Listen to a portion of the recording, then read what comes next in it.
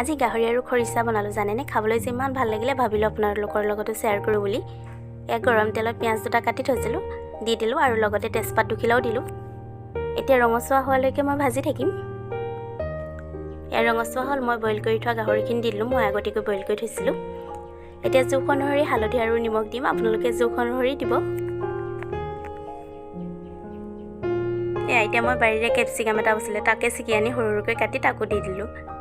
জলকীয়া আপোনালোকৰ জোখ অনুসৰি দিব মই 4টাহে দিছোঁ লগতে সৰুকৈ আলু এটা কাটি থৈছিলোঁ তাকো দি দিলোঁ এতিয়া ভালদৰে 5 মিনিটমান ভাজি এই আলুটো সিজিলে দেখিছে নহয় এতিয়া আদা নহৰু পেষ্টটো দি দিম মই আগতীয়াকৈ আদা নহৰু পেষ্টটো দিয়া নাই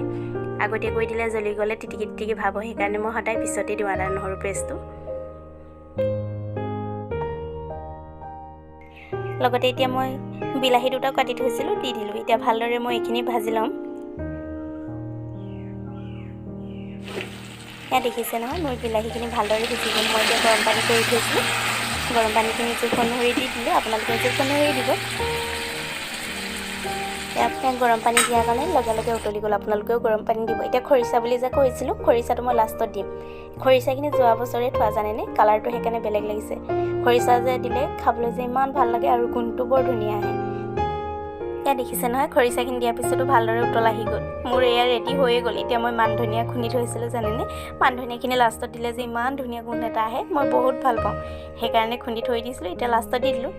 এয়া মোৰ ৰেডি হৈ গ'ল আজি গাহৰি আৰু খৰিচা আপোনালোকে যদি মোৰ ভিডিঅ'বোৰ চাই ভাল পায় মোৰ চেনেলটো ছাবস্ক্ৰাইব কৰি দিব আৰু লাইক কমেণ্ট কৰি জনাব এনেদৰে খাইছে নাই আজিলৈ আহোঁ অন্য এদিন আহিম অন্য এটা ভিডিঅ'লৈ